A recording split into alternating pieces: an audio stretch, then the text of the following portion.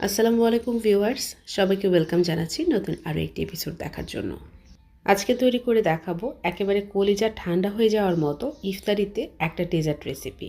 সারাদিনের ক্লান্তি এক মুহূর্তে চলে যাবে ইফতারিতে যদি এরকম একটা ডেজার্ট থাকে। চলুন তাহলে রেসিপিটি শুরু করি। প্রথমে একটা হাঁড়িতে আমি পর্যাপ্ত পরিমাণে পানি নিয়েছি, আর পানিতে যখন বলক চলে আসবে তখন এখানে অ্যাড করে দিয়েছি হাফ কাপের মতো সাগুদানা। সাগুদানাগুলো সেদ্ধ করার সময় পানির পরিমাণটা একটু বাড়িয়ে দেবেন, এতে করে সাগুদানাগুলো একদম ঝরঝরে থাকবে। নেড়ে চেড়ে এটাকে জাল করব প্রায় 15 থেকে 20 মিনিটের মতো। এই 15 থেকে 20 মিনিটের মধ্যে সাগুদানাগুলো একদম সেদ্ধ হয়ে যাবে।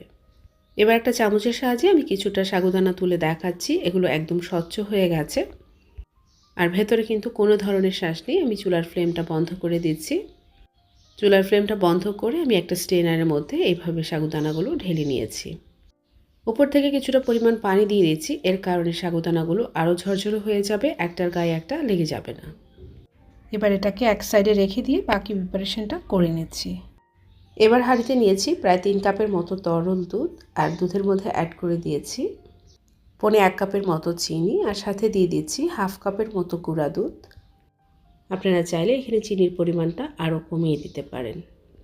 আর গুঁড়া দুধটা অবশ্যই দেওয়ার চেষ্টা করবেন, এতে করে টেস্টটা কিন্তু খুব ভালো আসে। এবার নেড়েচেড়ে ভালো করে মিশিয়ে নিচ্ছি। আর দুধটা ঠান্ডা অবস্থাতেই গুঁড়া দুধটা অ্যাড করে দিবেন, এতে করে দুধটা ঘন হতেও সময় লাগবে না, আর দুধের মধ্যে গুঁড়া দুধটা দলা পাকিয়েও যাবে না। আপনারা চাইলে মিষ্টির ব্যালেন্স ঠিক রাখার জন্য 1 চিমটি পরিমাণ লবণ অ্যাড করতে পারেন। দুধটাকে জাল করতে করতে একেবারে 3 কাপ থেকে প্রায় 1.5 কাপের মতো করে ফেলবো। আর আপনাদের হাতে যদি সময় না থাকে তাহলে কিন্তু আপনারা চাইলে এখানে 1 টেবিল চামচের মতো কাস্টার্ড পাউডারকে সামান্য একটু পানি দিয়ে গুলিয়েও অ্যাড করে দিতে পারেন। তবে কাস্টার্ড পাউডার দিলে এটাকে অনবরত নেড়েচেড়ে জাল করতে হবে, তা না হলে এক পাশ থেকে দলা পাকিয়ে যেতে পারে। দুধটা কিন্তু অনেক ঘন হয়ে গেছে। এবার আমি চুলার ফ্লেমটা বন্ধ করে দিচ্ছি, আর দুধটাকে একদম ঠান্ডা করে নিচ্ছি। দুধটাকে নর্মাল ফ্রিজে রেখে সম্পূর্ণ ঠান্ডা করে নিয়েছি। এবার সেই সেদ্ধ করা সাগুদানাগুলো অ্যাড করে দিচ্ছি। এবার এখানে কিছু ফ্রুটস অ্যাড করব, সেজন্য এখানে ফালি করা কলা দিয়ে দিয়েছি প্রায় 2টির মতো। কিউব করে কেটে নেওয়া আপেল দিয়ে দিচ্ছি প্রায় 2টির মতো। প্রায় 3 থেকে 4 টুকরো করে নেওয়া লাল আঙ্গুর দিয়ে দিয়েছি প্রায় হাফ কাপের মতো। সবুজ আঙ্গুরও দিয়ে দিয়েছি প্রায় হাফ কাপের মতো, এটাও আমি মাঝখান থেকে কেটে নিয়েছি। মাঝখান থেকে বিচিটা ফেলে দিয়ে লম্বা লম্বি করে কেটে নেওয়া খেজুর দিয়ে দিয়েছি হাফ কাপের মতো, আর সাথে অ্যাড করে দিয়েছি প্রায় হাফ কাপের মতো ডালিম।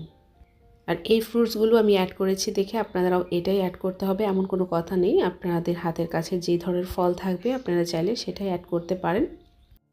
তবে টক জাতীয় ফল আর পানি ছেড়ে দেয় এমন ফল থেকে বিরত থাকলেই হবে। সমস্ত কিছু খুব ভালো করে মিশিয়ে নিয়েছি। ডেজার্টটা আমি গ্লাসে সার্ভ করছি, আর তার উপরে কিছুটা পরিমাণ ভ্যানিলা আইসক্রিম দিয়ে দিয়েছি, আর টুটি ফ্রুটি আর চেরি দিয়ে সাজিয়ে নিয়েছি। সব কিছু রেডি করে তারপর নর্মাল ফ্রিজে রেখে দিবেন। ইফতারের আগ মুহূর্তে সব কিছু মিশিয়ে নিতে পারেন। তাছাড়া এগুলো আগে মিশিয়ে রাখলে অনেক সময় ফলের কালার চেঞ্জ হয়ে যায়, তাছাড়া পানিও ছেড়ে দিতে পারে। সারাদিনের ক্লান্তি এক মুহূর্তে চলে যাবে এমন একটা হেলদি ডেজার্ট থাকলে। রেসিপিটি যদি ভালো লাগে তাহলে অবশ্যই চ্যানেলটাকে সাবস্ক্রাইব করে পাশেই থাকবেন। আবারও দেখা হবে নতুন কোনো রেসিপিতে ইনশাআল্লাহ। আজকের মতো এখানেই বিদায় নিচ্ছি। আল্লাহ হাফিজ।